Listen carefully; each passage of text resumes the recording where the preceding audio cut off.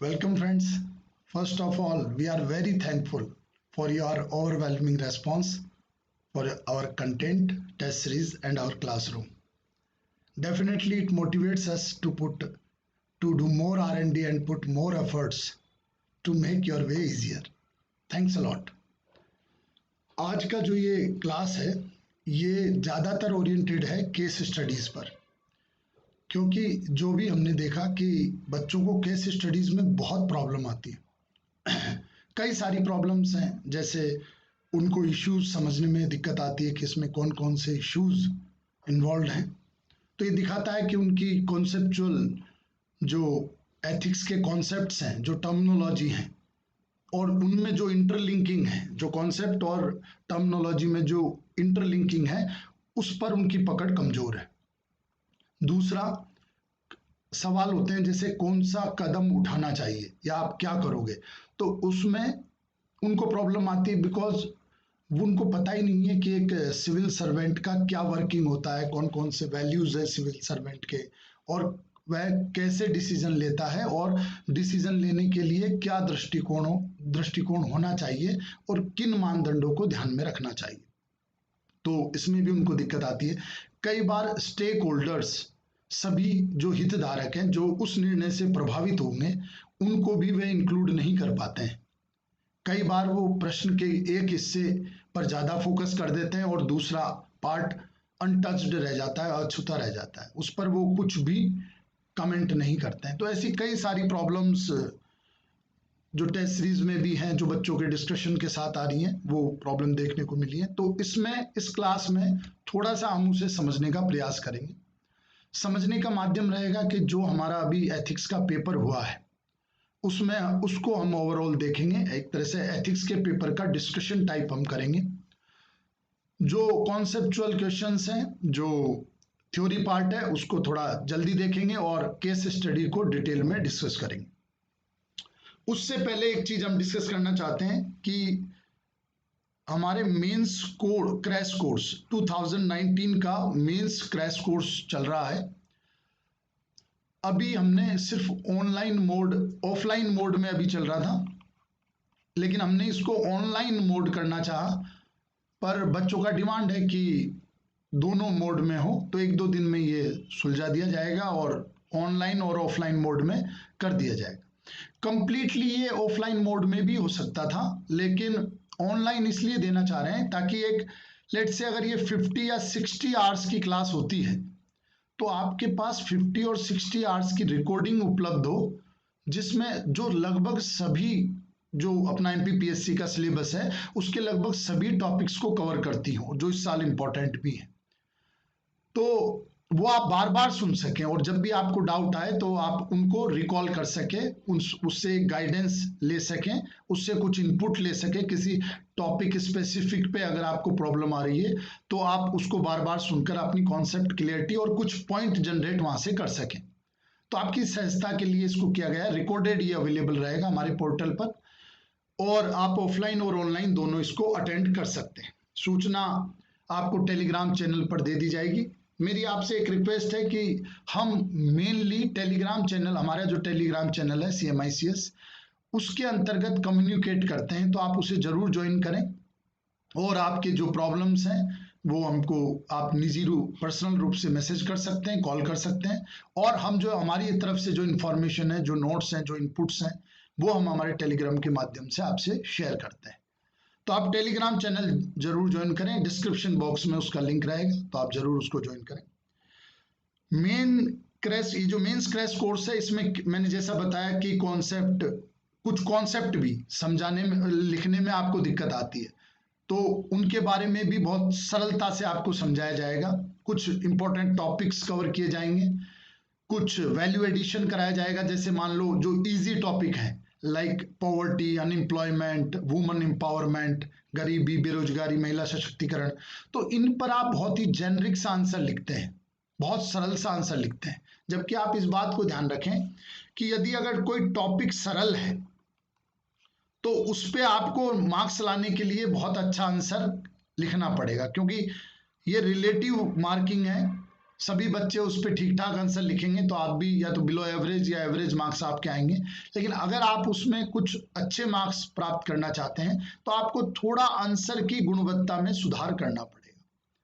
और अगर टॉपिक जटिल है, टफ है, तो आपको उसको सरल भाषा में एक परिभाषित करना होगा, सरल भाषा में एग्जामिनर को समझा देना होगा, वो भी पर्याप्त है। लेकिन कई बच्चों को उसमें भी दिक्कत आती है, तो ये सब चीजें इसके माध्यम से कवर कराया जाएगा। एक होता है, आप ये देखना आंसर राइटिंग में हम दो चीजें कवर करते हैं, जो जैसे अगर आपने कोई विशेष टॉपिक पर आप लिख रहे हैं, लेट्स से आर्टिफिशियल इंटेलिजेंस पर लिख रहे हैं, तो आर्टिफिशियल इंटेलिजेंस के जो कीवर्ड्स हैं, वो कीवर्ड्स 30% आंसर को के फॉर्मेशन में काम आएंगे। वो उस पूरे आंसर को लिखने में 30% कंट्रीब्यूशन उन कीवर्ड्स का है। Let's say blockchain technology, open laser, ठीक है, ये सब डिसेंट्रलाइज्ड मैकेनिज्म है ना, तो ये सब, सॉरी ब्लॉकचेन, अगर अपन बिटकॉइंस पे बात करें, अगर आर्टिफिशियल पे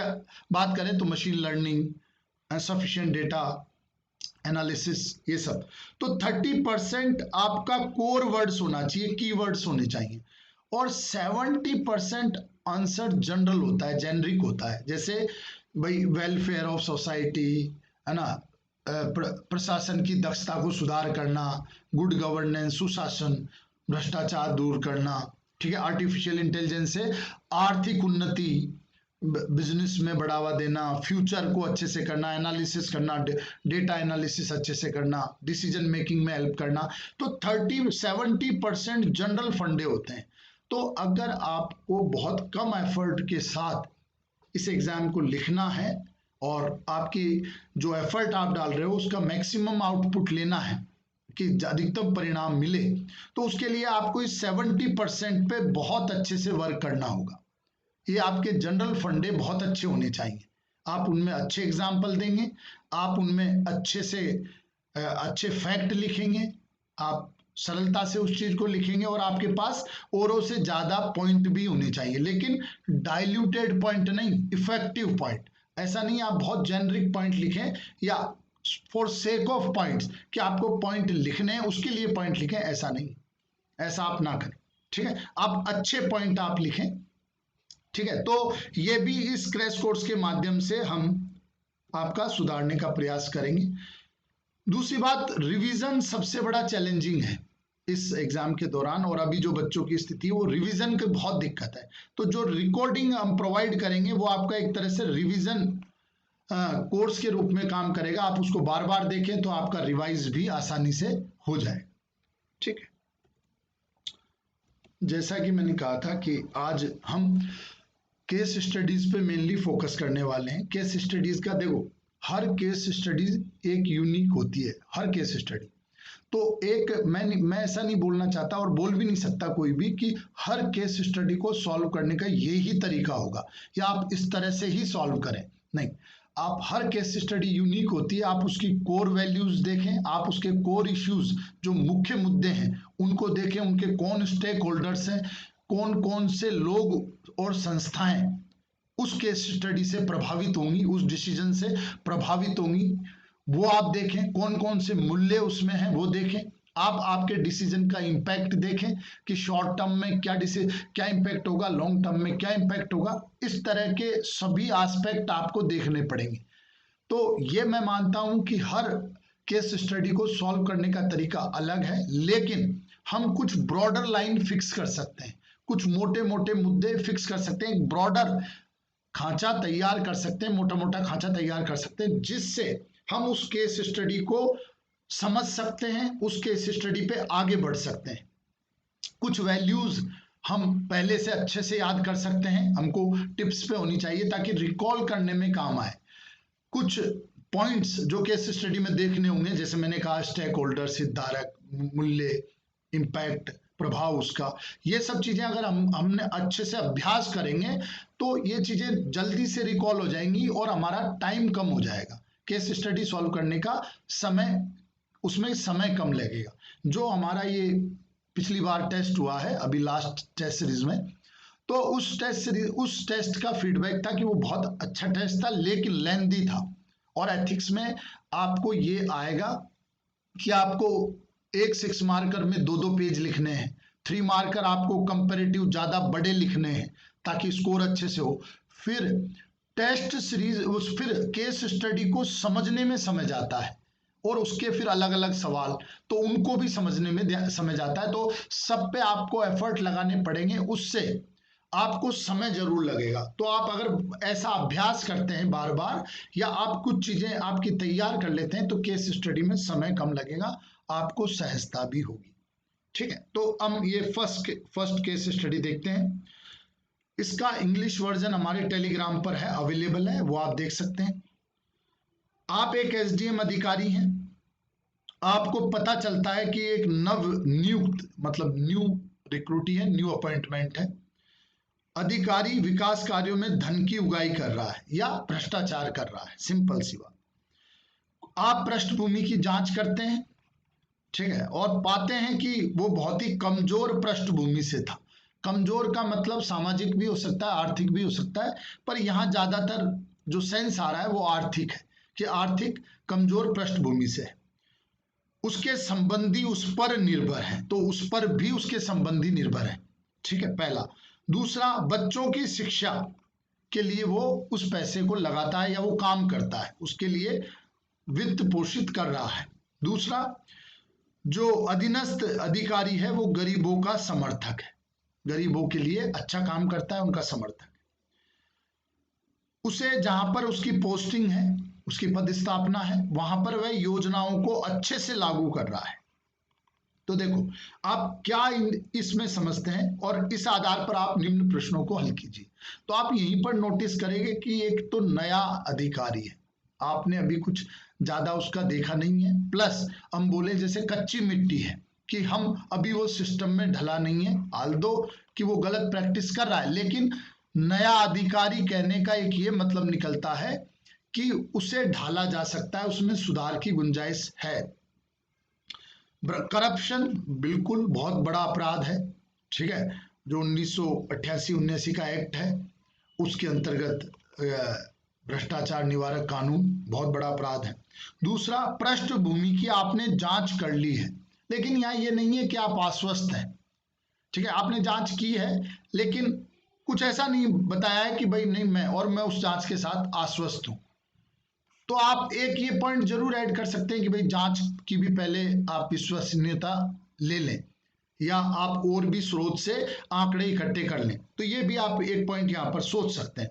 कमजोर पृष्ठभूमि है, मैंने कहा ही कि आर्थिक से ले सकते हैं, उसके संबंधी उस पर निर्भर है, ठीक है, एक तो परिवार निर्भर है उस पर, उसकी फैमिली उस पर डिपेंड है। दूसरा, वह गरीबों का समर्थक है, और तीसरा, वह लोग बच्चों की शिक्षा के लिए वित्त उपलब्ध करा रहा है। तो देखो, गरीबों का समर्थक है, पहला गरीबों का समर्थक है, दूसरा बच्चों के लिए शिक्षा, तो ये दोनों ज्यादा एथिकल है बजाय कि उसके संबंधी उस पर निर्भर है। क्योंकि अगर उसके संबंधी उस पर निर्भर है, भैया तुम्हारी रेस्पॉन्सिबिलिटी है, तुम्हारा एक्सटेंडेड फैमिली है, वो तुम्हारा विस्तारित परिवार है, तो तुम्हारी रेस्पॉन्सिबिलिटी है। उसका मतलब ये तो नहीं है कि आप करप्शन करें, आप अन्य तरीके से आप मेहनत करें, कुछ और विधि खोजें, आप उन संबंधियों को प्रमोट करें, क्या वो और काम करें अच्छे से। तो संबंधी निर्भर है, उससे ज्यादा एथिकल एस्पेक्ट है कि वो गरीबों के लिए कार्य करता है और बच्चों के लिए शिक्षा का काम करता है। बच्चों का सबसे ज्यादा एथिकल है, क्योंकि फ्यूचर है, जो बच्चे हैं उनकी एजुकेशन पे वो काम कर रहा है, तो सबसे ज्यादा नैतिक कार्य उसका ये है। दूसरा नैतिक कार्य है, गरीबों के लिए वो काम करता है, ये दूसरा बड़ा नैतिक कार्य है। और सबसे कम नैतिक कार्य है कि उसके संबंधी है, बट एथिकल तो है। क्यों? क्योंकि वह व्यक्तिगत नहीं देख रहा है, उसमें भी वह अपने संबंधियों के लिए काम कर रहा है, उनका पोषण कर रहा है, उनके विकास के लिए काम कर रहा है, तो एथिकल तो है। अगर इसमें होता, अब इससे नीचे होता, तो होता कि उसके परिवार के लिए, तो ये और कम एथिकल होता, और होता कि उसके व्यक्तिगत के लिए, तो ये सबसे कम एथिकल होता, और ये एथिकल होता ही नहीं। व्यक्तिगत के लिए तो एथिकल होता ही नहीं, ठीक है, क्यों? क्योंकि व्यक्ति ये स्वार्थ में आ जाता, ये अनैतिक होता, ठीक है, यहीं से लाइन कन्वर्ट हो जाती और ये अनैतिक होता, अनएथिकल होता। ठीक, तो आप इस तरह का थोड़ा समझने का प्रयास करें केस स्टडी को, ताकि आप उसमें जो वैल्यूज हैं, उसमें जो मुद्दे हैं, उनको अच्छे से समझ सकें, उनका अच्छे से समाधान कर सकें। दूसरी बात, एमपीपीएससी का एक ये ट्रेंड देखा है कि वो विषय दे देता है कि ये केस स्टडी किस विषय पर निर्भर है। जैसे ये केस स्टडी भ्रष्टाचार विषय वो दे सकता था, तो जैसे ही आपने पढ़ा विषय करप्शन या भ्रष्टाचार, तो फिर आप भ्रष्टाचार पे बहुत सारे पॉइंट आप पहले ही सोच लें। जैसे इक्वेशन भ्रष्टाचार की जो सेकंड आरसी ने दी है, ठीक है, एकाधिकार प्लस विवेकाधीन शक्तियां माइनस जवाबदेहिता बराबर भ्रष्टाचार, तो वो इक्वेशन आप देख सकते हैं। दूसरा शी जिनपिंग का स्टेटमेंट है कि you should create such a mechanism where nobody want to be corrupt, nobody can be corrupt and nobody dare to be corrupt। ठीक है, कि कोई भ्रष्टाचार करना ना चाहे, ऐसी व्यवस्था बनाए, कोई कर ना सके और किसी का भ्रष्टाचार करने का साहस ना हो। इस तरह की आप चीजें जमा लें। पहले आप कुछ एग्जाम्पल सेट कर लें, 2G स्पेक्ट्रम, व्यापम, जो भी आपको लगता है, तो पहले उस विषय को लेकर एक ब्रेनस्टॉर्मिंग कर लें, ताकि पॉइंट आपके आसानी से आ सके, पॉइंट आप आसानी से रिकॉल कर सके। और जैसे ही विषय को पढ़ के आप ब्रॉडली सोचोगे, तो आपके पॉइंट ज्यादा जनरेट होंगे, आपको पॉइंट ज्यादा मिलेंगे। और जैसे ही आप इस केस स्टडी को पढ़ लेते हैं, तो फिर आप एसडीएम अधिकारी और करप्शन, उसमें आप बंद के रह जाओगे और थॉट कम आएंगे आपके पास। तो पहले ही आप विषय को अच्छे से पढ़ लें, सब्जेक्ट को, और उस वहीं जो पेपर आता है, कॉपी में नहीं, कॉपी में भी इस बार प्रश्न लिखे हुए आएंगे, लेकिन कॉपी में आपको कोई फ्रेमिंग नहीं करनी है, उस पर कुछ नहीं लिखना है। इवन एग्जामिनर आपको पेपर में भी लिखने से बोलेगा, लेकिन कुछ तो विचार प्रकट करने पड़ेंगे कहीं तो आप जो पेपर आपको अलग से मिलेगा, उसमें आप केस स्टडी के जैसे चीजें गोला किया आपने, और वहां पर आप गोला कर करके, जैसे नवयुग, तो यहाँ 2-3 पॉइंट लिख सकते हैं। विषय आएगा, वहां पर आप 2-3 एग्जाम्पल लिख सकते हैं। उगाई कर रहा है तो यहाँ पर आप 2-3 कर सकते हैं। ठीक है, बहुत कमजोर पृष्ठभूमि, यहाँ 2-3 पॉइंट लिख सकते हैं। ठीक है, बच्चों की शिक्षा, यहाँ 2-3 पॉइंट लिख सकते हैं। जैसे क्या, जैसे लिख सकते हैं भाई, देश का भविष्य है ना, और लोगों का, और जो जिनको नहीं दे पा रहे हैं उनके तक संसाधन पहुंचा रहा है। लेकिन आप एनजीओ भी, जैसे प्रथम एनजीओ है ना, RTE, right to education act 2019, तो ऐसे कई पॉइंट आप यहीं पर रिकॉल कर सकते हैं, ताकि आपको वहां पर याद रहे और जल्दी से रिकॉल हो जाए। तो आप ये कर सकते हैं।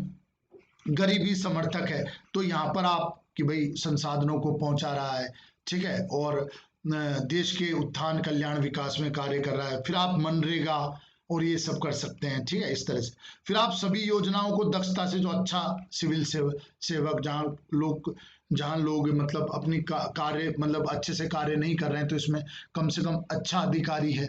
ठीक है, लेकिन करप्शन, तो करप्शन में यही आप लिख सकते हैं कि भाई कोई भी गलत तरीके से किया गया न्याय समाज को दीर्घ काल में अपराधी बना देगा। जैसे एनकाउंटर्स, ठीक है, तो भैया एनकाउंटर्स आपने माना, ठीक है, वो गंभीर अपराध उन्होंने किया है, वो आदतन अपराधी है, लेकिन फिर भी भारत की न्याय प्रणाली तो है ना, न्याय प्रक्रिया तो है, न्यायपालिका थोड़ी उसको ऐसे ही बैठी है। ठीक है, आप उनको दंड दीजिए, दंड दिलाइए, लेकिन आप न्यायपालिका के थ्रू दिलाइए, आप प्रोसेस को फास्ट कीजिए ना। आज आपका ट्रस्ट क्यों नहीं है? क्योंकि प्रोसेस में बहुत सारा टाइम लगता है। हमारी न्याय प्रणाली का प्रोसेस जटिल है, उसमें डिले होता है, इस वजह से लोगों का उसमें विश्वास कम है, रुचि कम है उस न्याय प्रणाली में। तभी तो ये दिखाता है कि एनकाउंटर और इन सबसे बच्चों लोगों का बहुत बढ़िया रेस्पॉन्स आता है। ठीक है, कि लोग चाहते हैं कि नहीं बहुत बढ़िया हुआ है, इनको तो मिलना ही चाहिए था ऐसा, ये सब तो लोग समर्थन करते हैं प्रशासन। लेकिन आप ये सोचें कि ऐसे 100 एनकाउंटर किए और उसमें कहीं 2 निर्दोषों को मार दिया, तो पूरी ये प्रणाली खराब है। और जिस दिन आप उस 2 में से एक रहे, तब आपको पता चलेगा कि वो कितनी खतरनाक प्रणाली है। तो इस तरह से पूरा समाज ही अपराधी हो जाएगा, ऐसे सभी हथियार उठा लेंगे, ऐसे तो कानून व्यवस्था, न्याय व्यवस्था रहेगी ही नहीं। तो आपको इस तरह की पॉइंट आपको आप जनरेट कर सकते हैं, इस तरह के एग्जाम्पल आप जनरेट कर सकते हैं। ठीक है, उपरोक्त प्रकरण के आधार पर कौन कौन से नैतिक व प्रशासनिक मूल्यों का उल्लंघन हुआ है, ध्यान रखना उल्लंघन हुआ है। तो आपके पास मूल्यों की एक लिस्ट होनी चाहिए, और आप जैसे ही केस स्टडी सॉल्व करने का प्रयास करते हैं तो देखो करप्शन, कानून व्यवस्था, महिलाएं, शिक्षा, स्वास्थ्य, पर्यावरण, ठीक है, आप और माफिया का लॉ एंड ऑर्डर की सिचुएशन, इस पे आप बहुत सारे मूल्यों की एक लिस्ट बना लें कि करप्शन में कौन कौन से मूल्य स्टेक पर रहते हैं, कौन कौन से मूल्य दाव पर लगते हैं। तो जैसे ईमानदारी, सत्यनिष्ठा बिल्कुल है, जब व्यक्ति ईमानदारी और सत्यनिष्ठा से विमुख हो जाता है तो भ्रष्टाचार करता है। उत्तरदायित्व तो भूल जाता है, पारदर्शिता नहीं रखता है, तो पारदर्शिता और ये सब क्या, जवाबदेहिता न होना, पारदर्शिता न होना, ये एक एनवायरनमेंट क्रिएट करते हैं, वातावरण क्रिएट करते हैं जिसमें कि करप्शन आसानी से हो जाता है। कोई प्रश्न नहीं उठाता है, किसी का डर नहीं रहता है। विधि का शासन, भाई आपने भ्रष्टाचार निवारक कानून बनाया है तो आप क्यों नहीं उसका पालन करते हैं, आप क्यों उसका उल्लंघन करते हैं? तो आपकी विधि के शासन में आस्था ही नहीं है, आप उससे नहीं डरते हैं। व्यवसायिक नैतिकता या प्रशासनिक नैतिकता, भैया आपके मूल्य हैं, आपने शपथ ली है, आप जिस पद पर बैठे हैं उसकी गरिमा है, उससे कुछ आशाएं हैं, उससे उसमें जनता का विश्वास है, वो आपने उल्लंघन किया है। सुशासन, ऐसे गुड गवर्नेंस होगा ही नहीं, ठीक है, आप करप्शन करेंगे, आप गलत तरीके, आप आपके साध्य को केवल बताकर आपके साधन को जस्टिफाई नहीं कर सकते। आप ये नहीं क्लेम कर सकते कि मैं इस गरीबों के कल्याण, बच्चों की शिक्षा के लिए कर रहा हूं तो मैं गलत तरीका अपना सकता हूं, नहीं, ये गलत है। अरे कई एग्जाम्पल हैं जो बेचारे अपने बिजनेस को आगे बढ़ाने के लिए गलत तरीके से, गलत तरीका भ्रष्टाचार उपयोग करते हैं और बिजनेस को आगे बढ़ाना चाहते हैं, तो वो हो सकता है कि वो अपनी अर्थव्यवस्था को भी कंट्रीब्यूट करेंगे, रोजगार में भी कंट्रीब्यूट करेंगे, राजस्व भी देंगे सरकार को, लेकिन फिर भी वो गलत तरीका सही नहीं है, वो गलत तरीका बिल्कुल भी जस्टिफाइड नहीं है। ऐसे ही जैसे हम उदाहरण और देखें इसमें, तो जैसे अपन स्वतंत्रता अपने संघर्ष का उदाहरण ले सकते हैं कि गांधी जी ने मूल्य साधन सही अपनाए। हो सकता था भाई गांधी जी या कोई और स्वतंत्रता सेनानी क्लेम कर सकता था कि हम तो हिंसा कर रहे हैं या हम अंग्रेजों को डरा रहे हैं, लेकिन हम तो अच्छे कॉज के लिए कर रहे हैं ना, कि भाई हम देश को स्वतंत्र दिलाना चाह रहे हैं, स्वतंत्रता दिलाना चाह रहे हैं, स्वतंत्र करना चाह रहे हैं, लेकिन फिर भी गांधी जी ने ऐसे तरीके नहीं अपनाए, ठीक है। तो आप वहां भी, उससे भी आप समझ सकते हैं, अगर कहीं स्पेस रहे उदाहरण भी आप डाल सकते हैं।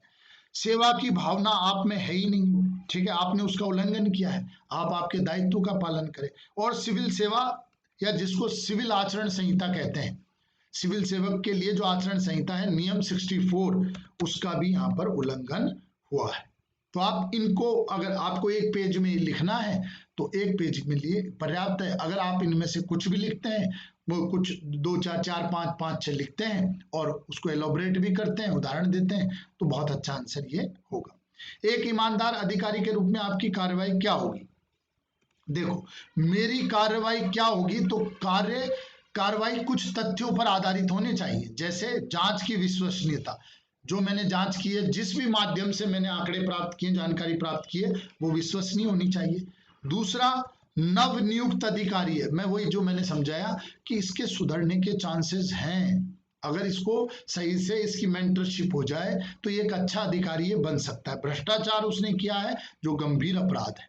गरीबों की सहायता करता है, उसके संबंधी उस पर निर्भर है, गरीब पृष्ठभूमि का है, कमजोर पृष्ठभूमि का है, बच्चों की शिक्षा, है ना, योजनाओं का दक्ष क्रियान्वयन, जहां ज्यादातर सिविल सर्वेंट आता है ऐसा कि भ्रष्टाचार में लिप्त है, भ्रष्टाचार में लिप्त होने के साथ साथ भी अकर्मण्यता है ना, कार्य नहीं करते हैं, वो इनमें, ये तो गलत है, ये हम स्वीकार नहीं कर रहे हैं कि ये भ्रष्टाचार में लिप्त है, तो इनको छोड़ा जाएगा, दंड तो दिया जाएगा, लेकिन फिर भी ये पॉजिटिव एस्पेक्ट है। हम एक तरफा निर्णय नहीं ले सकते। हम कांट का जो है कि भाई आप कर्तव्य को कर्तव्य समझकर पालन कीजिए, आप परिणाम पर मत देखिए। यहाँ हमको देखना पड़ेगा यूटिलिटेरियन अप्रोच से, ये भी देखना पड़ेगा क्या हम इस अधिकारी में सुधार कर सकते हैं, इसको उचित दंड देकर भी एक अच्छा अधिकारी इसको बना सकते हैं जो आगे योजनाओं का सही क्रियान्वयन करेगा। इसका मोटिव ठीक है, इसकी व्यक्तित्व सही लग रहा है कि गरीबों की सहायता करता है, बच्चों की शिक्षा के लिए काम करता है, ठीक है, तो हो सकता है कि हम बहुत अच्छा अधिकारी खो दें, अगर इसको सस्पेंड कर दें, टर्मिनेट कर दें तो हो सकता है एक अच्छा अधिकारी खो दें। ठीक है, भ्रष्टाचार कानून है जो गंभीर अपराध है, परंतु फिर भी मामला केवल एक दृष्टि से नहीं देख सकते हम। क्यों? क्योंकि अधिकारी थोड़ा नैतिक है, उसके नैतिक कार्य हैं, गरीबों की सहायता करता है, साथ ही नवनियुक्त है जिसको सुधारा जा सकता है, और सबसे बड़ी बात दक्ष अधिकारी है।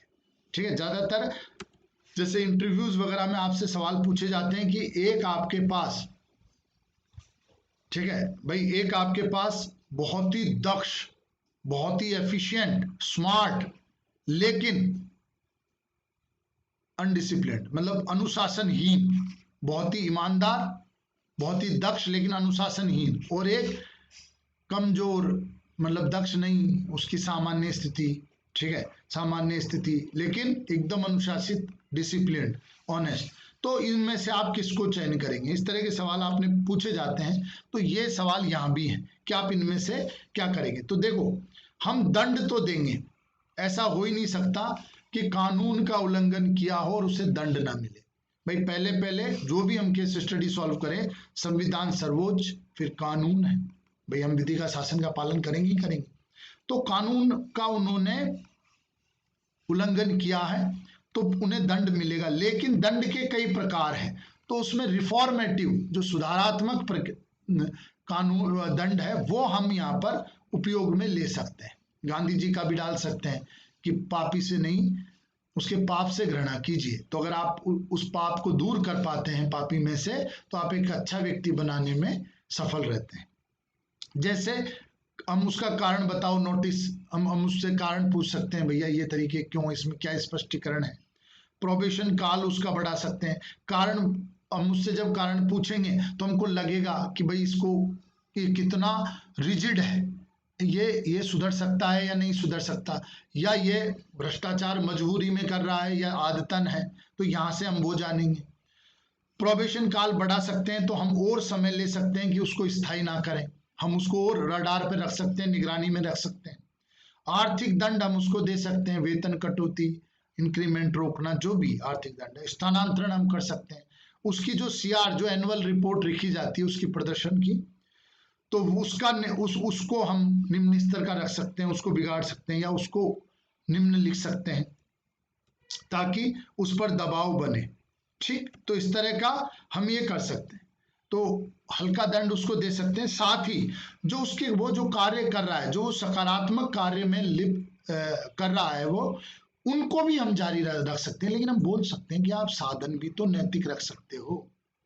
आप साधन, भाई उसमें लग रहा है कि उसको जागरूकता भी नहीं है, उसको ये भी नहीं है, क्योंकि एक इसमें कॉन्ट्राडिक्शन ये है कि वो खुद अधिकारी है, खुद योजनाएं अच्छे से लागू कर रहा है, लेकिन वह ये भी समझ सकता है कि जो वह कार्य कर रहा है, जैसे गरीबी निवारण, बच्चों की शिक्षा, ठीक है, ये सब, तो ये कई और माध्यम से वह कर सकता है। एनजीओ के माध्यम से, ट्रस्ट या संस्थाएं जो हैं फंड देती हैं ऐसे कार्यों के लिए, वो कर सकता है ना। दानदाता या क्राउड फंडिंग का वो उपयोग कर सकता है। जैसे महू जो है इंदौर के पास में, उसके एसडीएम का एग्जाम्पल है, वो टॉप 20 जो 10 अच्छे आईएएस हैं 2020 के, उनमें उनका नाम आया है कि उन्होंने क्राउड फंडिंग, जो स्थानीय दानदाता हैं उनसे धन एकत्रित करके और एक अस्पताल का जीर्णोद्धार कराया, उसे रिन्यू कराया, उसके रिनोवेशन कराया, उसमें अच्छी सुविधाएं प्रदान की,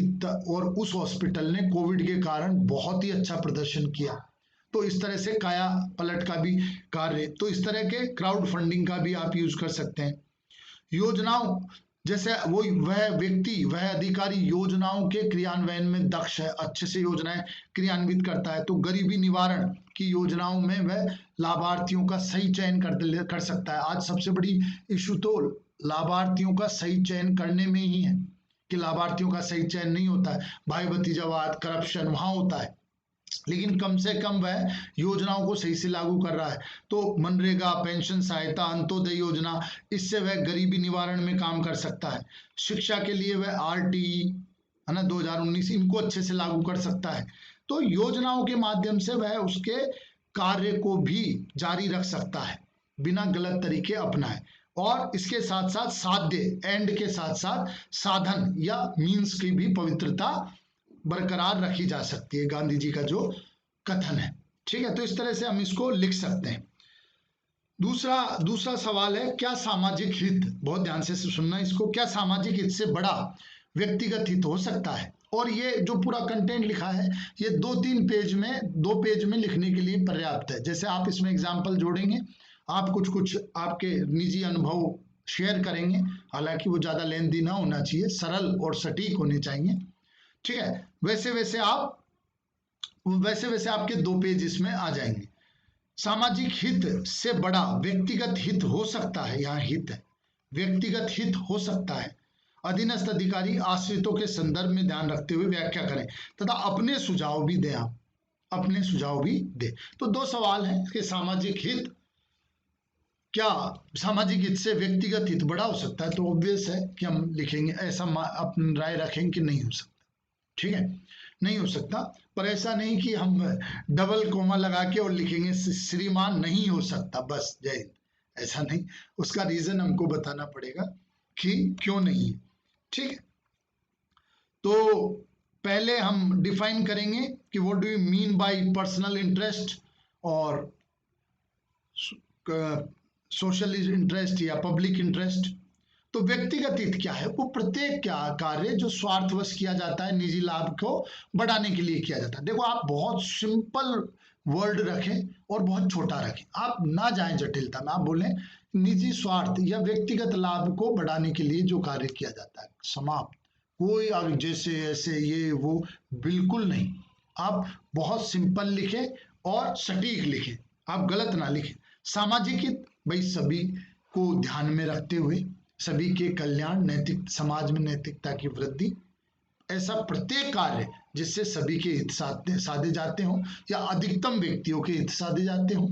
ठीक है, समाज में नैतिकता और अनुशासन बढ़ता हो, वो प्रत्येक कार्य सामाजिक हित है। ठीक है, बिल्कुल सही है कि भाई सामाजिक हित बड़ा है, पब्लिक इंटरेस्ट बड़ा है, पर्सनल इंटरेस्ट, ठीक है, पब्लिक हित ही बड़ा होता है। कई कारण में हो सकता है, कुछ विद्वान जैसे जॉन लॉक और ये सब है ना, हालांकि हम इतनी जटिलता में नहीं जाएंगे, कम से कम एमपीपीएससी में तो नहीं जाएंगे। जॉन लॉक बोलते हैं पर्सनल इज पब्लिक, कि व्यक्तिगत ही सामाजिक है। तो ऐसा इतनी जटिलता में हम नहीं जाएंगे। वो बोलते हैं यार कि प्रत्येक व्यक्ति का अगर उत्थान होगा तो समाज का भी ओवरऑल उत्थान होगा, लेकिन वो सवाल ही नहीं है ना, और हम उस तरफ जाएंगे भी नहीं। सामाजिक हित में व्यक्तिगत हित ही निहित होता है। क्यों यार? सोसाइटी एक ऐसा वातावरण निर्मित करेगा जिसमें आपका कल्याण बढ़ेगा। ठीक है, आपको एनवायरनमेंट ही अच्छा मिलेगा। जैसे नॉर्डिक कंट्रीज, एनवायरनमेंट ही अच्छा है तो सबको मूलभूत सुविधाएं, मौलिक अधिकारों का पालन होता है अपने आप। तो आप सोसाइटी अच्छी बनाइए। ठीक है, समग्र रूप से समाज में सुधार होगा और श्रेष्ठ समाज का निर्माण होगा। बिल्कुल, आप कई जैसे वैदिक एरा का, वैदिक युग का आप उदाहरण दे सकते हैं, ज्ञान आधारित समाज था। नैतिकता में वृद्धि होगी। ठीक है, लोगों का अंतःकरण मजबूत होगा, कंसाइंस मजबूत होगा। ठीक है, तो व्यक्ति की अंतरात्मा की आवाज बहुत सुदृढ़ होगी, तो व्यक्ति वैसे ही गलत कार्य करने से बचेगा। मूल्यों के पालन की संस्कृति बनेगी, बहुत अच्छे से मूल्यों का पालन हो सकेगा। ठीक, तो इस तरह से ये बहुत, और आप कई सोच सकते हैं और भी। सकारात्मकता बढ़ेगी समाज में, है ना, गरीबी, शोषण घटेगा, गरीबी हटेगी, है ना, अस्पृश्यता, भेदभाव, ये सब समता मूलक समाज होगा। बहुत सारा लिख सकते हैं, और जहां भी आपको दिक्कत आए तो आप प्रियम्बल की ओर देख सकते हैं। प्रियम्बल में न्याय, समानता, बंधुता, स्वतंत्रता, ये सब आप जा सकते हैं। व्यक्तिगत हित पे बल देंगे, भाई दोनों बताएंगे ना हम क्यों सामाजिक हित अच्छा है। व्यक्तिगत हित पे बल देंगे तो क्या होगा? व्यक्तिगत हित पे अगर बल देंगे तो भ्रष्टाचार बढ़ेगा, अनैतिक तरीके बढ़ेंगे। अरे यार, मेरे को जो अच्छा लगा वो मैं करूंगा, है ना। लाइक अर्शद मेहता, सत्यम घोटाला, उनको लगा कि ये कानून में लूप होल है और इस तरह से मैं कर सकता हूं, तो काफी लोगों को नुकसान पहुंचाया, चाहे व्यक्तिगत उन्नति होगी हो। ठीक है, संघर्ष बढ़ेगा, सब अपने अपने तरीके से काम करेंगे तो संघर्ष बढ़ेगा। ठीक है, तनाव बढ़ेगा, लोगों के हित टकराएंगे, आपस में हितों का टकराव होगा। असमानता बढ़ेगी। भाई जो सक्षम है, जो धन बल से पहले से प्रभावी हैं, वो आगे बढ़ते जाएंगे। सदियों से स्थापित हमारा एक एथिकल फैब्रिक है। हमने वर्षों से, सदियों से एक नैतिकता का ताना बाना पिरोया है, जिसमें योगदान है लोगों का। वैदिक युग का भी है, वेदों का भी है, अशोक का भी है, महात्मा बुद्ध, महावीर स्वामी का भी है, अकबर का भी है। ठीक है, हमारे जितने भी भक्ति आंदोलन हुए हैं उनका भी है, हमारे पुनर्जागरण काल का भी, हमारे स्वतंत्रता संघर्ष के दौरान जो मूल्य उत्पन्न हुए थे, जो सागर मंथन हुआ था, एक तरफ अंग्रेज एक तरफ हमारे स्वतंत्रता सेनानी, उसमें से जो मूल्य उत्पन्न हुए थे, अहिंसा, लोकतंत्र, जन सहयोग, सत्य, सत्याग्रह, ठीक है, ये सब, तो उस तरह से वो मूल्यों का पूरी संरचना नष्ट हो जाएगी, ढह जाएगी। तो आप उस तरह का भी आप बोल सकते हैं कि ये नेगेटिव होगा। सामाजिक एकता, संगठन, अराजकता फैल जाएगी समाज में। ठीक है, समाज में अराजकता, अनार्किस्ट हो जाएंगे सब, है ना। ठीक है, अराजकता फैल जाएगी और समाज अव्यवस्थित हो जाएगा। तो अधिकारी केवल अनैतिक तरीके अपनाकर ही नहीं, बल्कि नैतिक साधनों से भी, ठीक है, केवल अनैतिक तरीके ही नहीं, नैतिक तरीकों से भी अधिकारी अच्छा कर सकता है, कल्याणकारी कार्यक्रम कार्य कर सकता है। ठीक, अब ये सेकंड है, जो थोड़ी सी बच्चों का फीडबैक था कि जटिल थी, कई बच्चों ने इसको छोड़ा है, क्योंकि उन बच्चों ने क्या किया कि बाद में केस स्टडी की, तो केस स्टडी के लिए एक तो समय भी कम बचा। ठीक है, देखो पहले तो हमको थ्योरेटिकल सवाल ही करने चाहिए, मैं भी यही बोलूंगा, क्योंकि उससे क्या होता है, जो मूल मूल्य हैं, जो टर्मिनोलॉजी है, जो विद्वान है, जो दार्शनिक है, वो हमको रिकॉल हो जाते हैं और हमारा मस्तिष्क एक नैतिकता के फ्लो में आ जाता है। जो भी बात करेंगे, जैसे मान लो मैं अगर 1 घंटे का ये नैतिकता का डिस्कशन लूंगा, तो बाहर बात करके पहला स्टेटमेंट तो औपचारिक रूप से नैतिक ही जाएगा, या मैं नैतिकता की तरफ ही इंक्लाइंड रहूंगा बात करने में। तो आप जब वो सवाल इतने कर लेंगे, आप 15 3 मार्कर, 15 6 मार्कर, तो बहुत सारे नैतिक मूल्य आपको रिकॉल हो जाएंगे, याद हो जाएंगे, टिप्स पे आ जाएंगे। तो जैसे ही आप केस स्टडी करेंगे, वो नैतिक मूल्य आपके रिकॉल होने लग जाएंगे, विद्वान भी रिकॉल होने लग जाएंगे, एग्जाम्पल भी रिकॉल होने लग जाएंगे।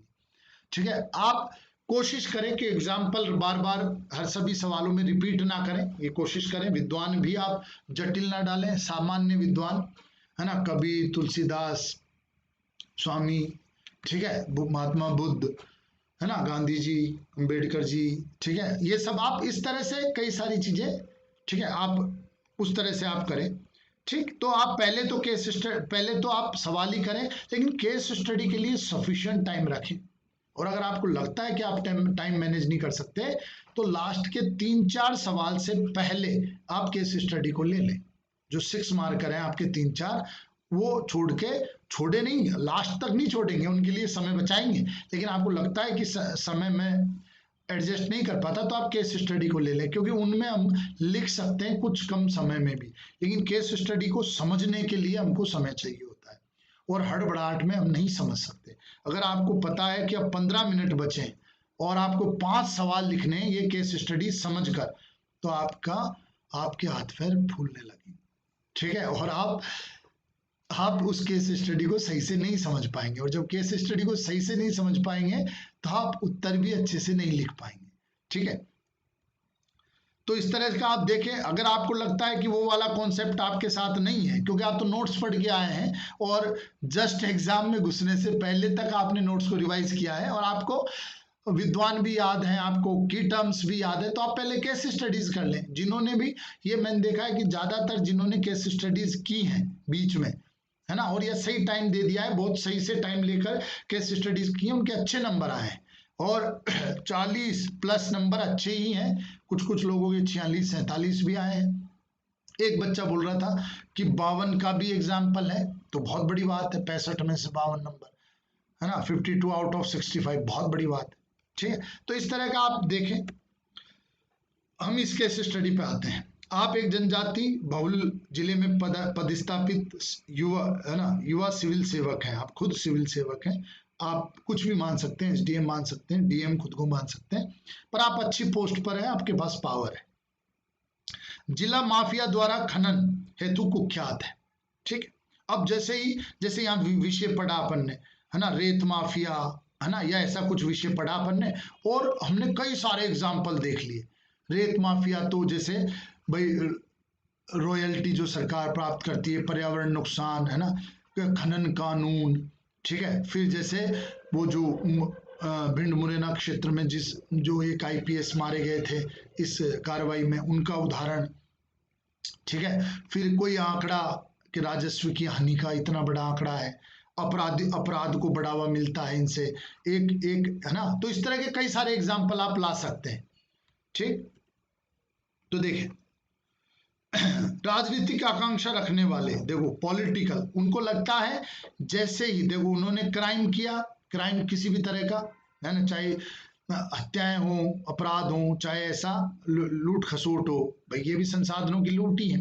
उनको लगता है ये क्राइम करके जैसे ही हमको राजनीतिक पॉलिटिकल संरक्षण मिला और हम संरक्षित हो जाएंगे, है ना, हमको हमारा कोई कुछ बिगाड़ नहीं पाएगा। तो ये बात बोलता है राजनीतिक आकांक्षा।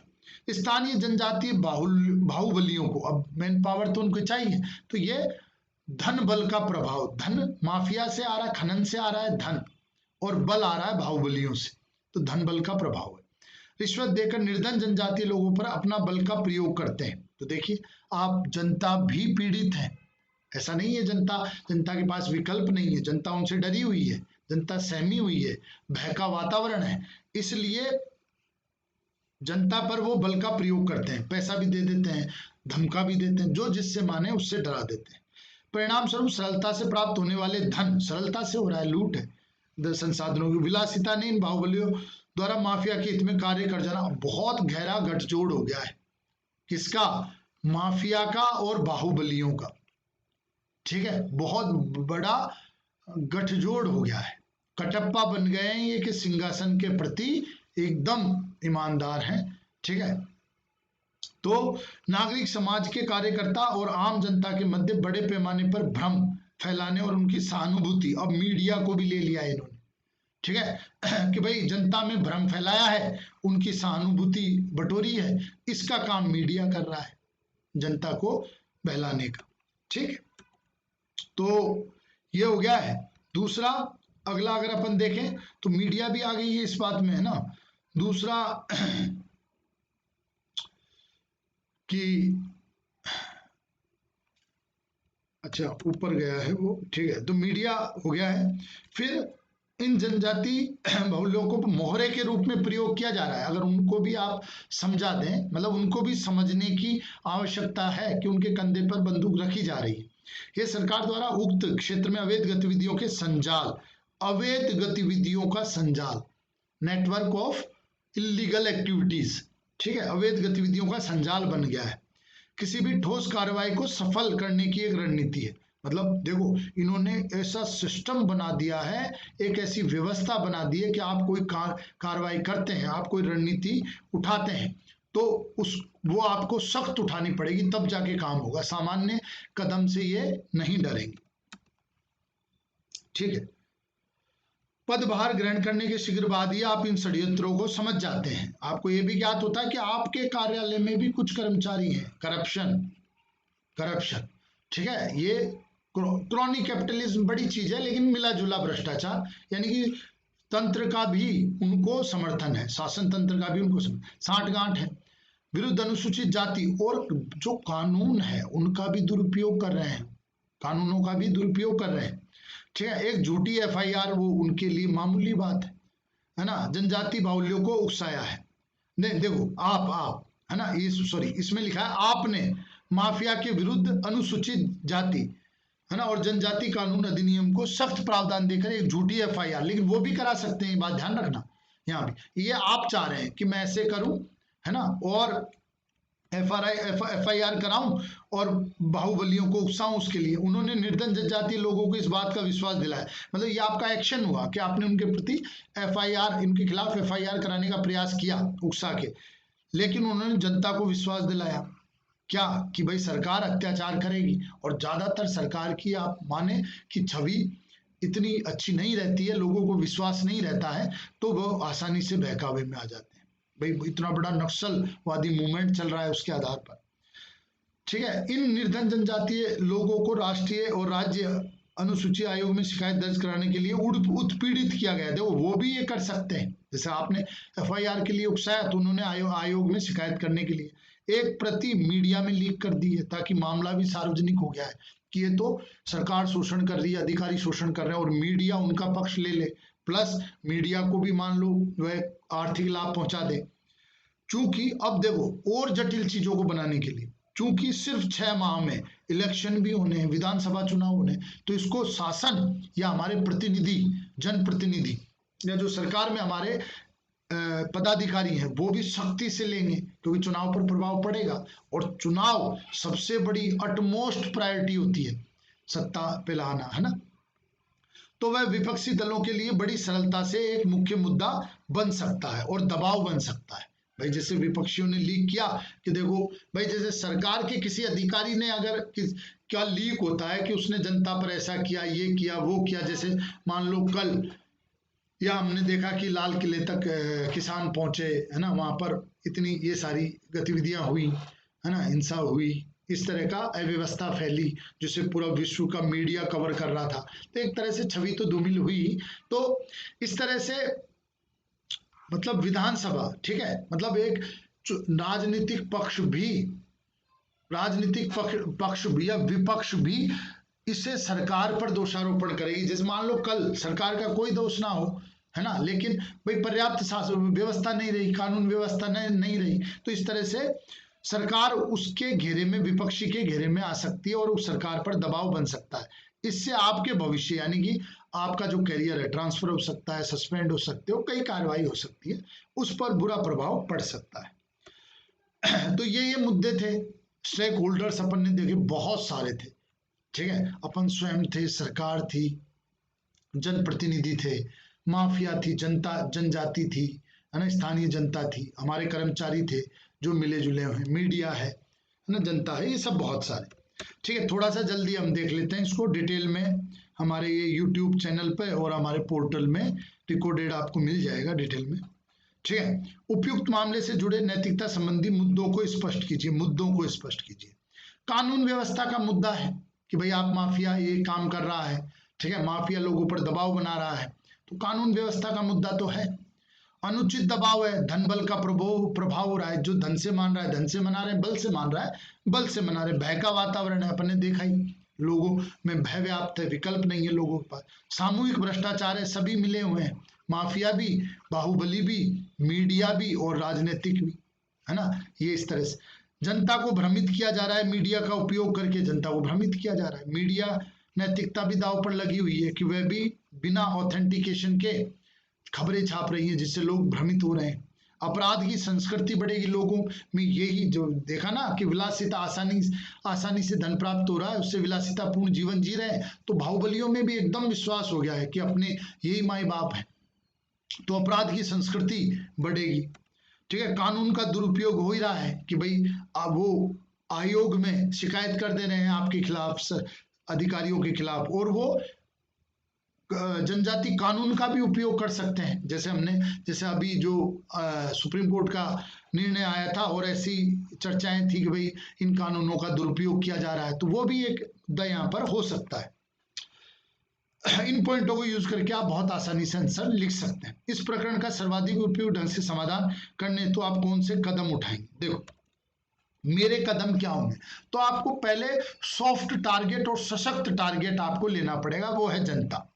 जनता विवशतापूर्ण उनके साथ है, व्यवस्थापूर्ण उनका साथ दे रही है, तो जैसे हम जनता को अगर जागरूक करते हैं, शिक्षित करते हैं और जनता को विश्वास दिलाते हैं ये गलत है और सरकार पर्याप्त सशक्त है, मजबूत है शासन कि आपका संरक्षण करेगा और इन दोषियों को सजा देगा, आपका कुछ नहीं हो पाएगा और ये दोषी दंडित होंगे, विधि का शासन लागू होगा, तो जनता आराम से आपके साथ आएगी। और जनता सबसे प्रभावशाली है, अगर जनता का समर्थन उन बाहुबलियों से हट गया, जनता उन माफिया लोगों के विरुद्ध हो गई, तो फिर आसानी से वो लोग कमजोर हो जाएंगे। और आसान टारगेट भी है, आप लोगों को समझा भी सकते हैं। जनता नैतिक होती है, समाज नैतिक होता है। वो कुछ समय के लिए भटक सकता है, कुछ समय के लिए भय से डर सकता है, लेकिन ये दीर्घकाल नहीं हो सकता। ठीक है, तो आप इस तरह का कर सकते हैं, जनता को टारगेट करें। एनजीओ, कार्यकर्ता, सामाजिक संगठन, आप ऐसे लोगों को वहां लाएं जिनकी छवि है, जो स्थानीय रूप से प्रसिद्ध है, नैतिक है।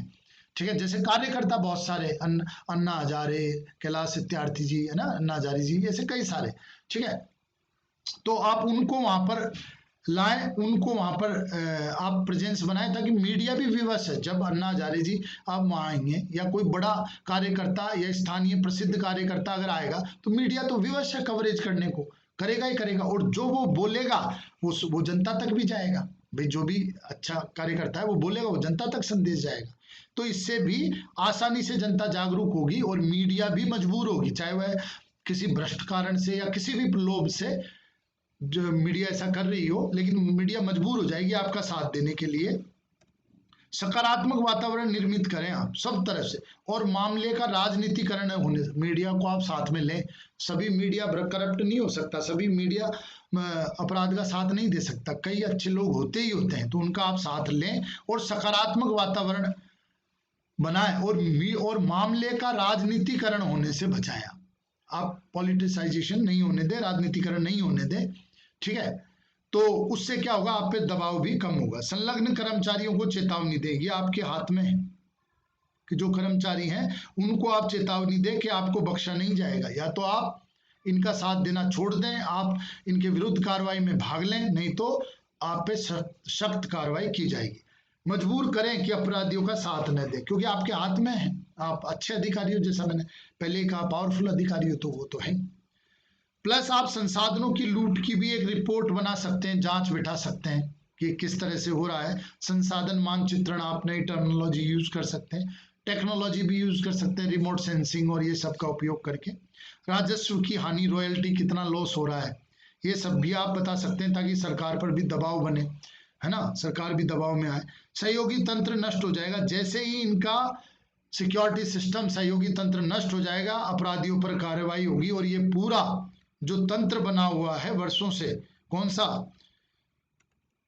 जो गैर कानूनी गतिविधियों का, वो अपने आप नष्ट हो जाएगा। और लोग अंत में समझ जाएंगे कि सत्यमेव जयते, कि भाई अंततः सत्य की विजय है, और जो कानून की विजय होती है, विधि के शासन की ही विजय होती है।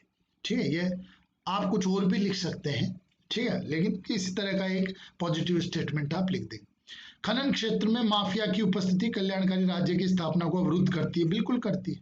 इन माफियाओं की उपस्थिति किन नैतिक मुद्दों के हनन के कारण, सवाल यह है कि किन नैतिक मुद्दों के हनन के कारण। चूंकि इसमें एक ही पेज मिलेगा, तो आप कल्याणकारी राज्य को अवरुद्ध करती है, इस पे ज्यादा ना लिखें। भाई ने बोल दिया है कि भैया अवरुद्ध करती है वेलफेयर स्टेट बनाने में, तो ठीक है भाई, है ना, अब मान लेते हैं अवरुद्ध करती है। अगर आपको नहीं जम रहा है तो कर दें कि भाई राजस्व की हानि होती है ना, भय का वातावरण बनता है, तो इसमें कल्याणकारी या सुशासन स्थापित नहीं हो सकता, तो कल्याणकारी राज्य, या ये संवैधानिक मूल्यों के विपरीत है, तो कल्याणकारी राज्य नहीं बनेगा। किन नैतिक मुद्दों का हनन हुआ है, ईमानदारी का हनन हुआ है पहला, तो है ना, कि कर्मचारियों ने साथ दिया है, राजनेताओं ने साथ दिया है, मीडिया ने साथ दिया है, तो मीडिया, है ना, ठीक है। फिर क्या, कर्तव्य विमुखता है अधिकारियों की। फिर विलासिता भी है, उपभोक्तावादी संस्कृति, सादा जीवन, उच्च विचार या नैतिक जीवन, स्वावलंबन, ऐसे मूल्यों का उल्लंघन हुआ है। बाहुबली उसी के आधार पर चल रहे हैं। उत्तरदायित्व का उल्लंघन हुआ है कर्मचारियों की तरफ से, है ना, जो राजनेता या जो पदाधिकारी उनका साथ दे रहे हैं उनकी तरफ। पारदर्शिता आवंटन में, है ना, चोरी छिपे रेत की खनन हो रहा है, पारदर्शिता नहीं है। निष्पक्षता हो रहा है, किसी को का पक्ष लेकर आवंटित किए जा रहे हैं। कानून का पालन नहीं हो रहा है, संसाधनों की लूट हो रही है। साहस नहीं है लोगों में उनका विरोध करने का, तो साहस नहीं है। फिर यहाँ पर आप जोड़ेंगे मीडिया एथिक्स भी, कि भाई मीडिया नैतिकता का भी उल्लंघन हुआ है। तो इस तरह के ये कई कानूनों का, कई मूल्यों का, ये मूल्यों की लिस्ट आपके लिए इंपॉर्टेंट है, आप इसको अच्छे से कैरी करें। समस्याओं के समाधान के लिए सरकार को कौन से प्रयास करने चाहिए और क्या प्रयास करने चाहिए, सीधा सवाल है। तो कानून और व्यवस्था को सुदृढ़ करना चाहिए, ताकि लोगों में बाहुबली या माफिया के प्रति विश्वास नहीं, आपके प्रति विश्वास जगे। सरकार के प्रति विश्वास जगे। तो आप लॉ एंड ऑर्डर सिचुएशन को सुधारिए, कानून को सख्ती से लागू कीजिए, खनन कानून है ना, भ्रष्टाचार निवारक कानून, लोगों में जागरूकता लाइए।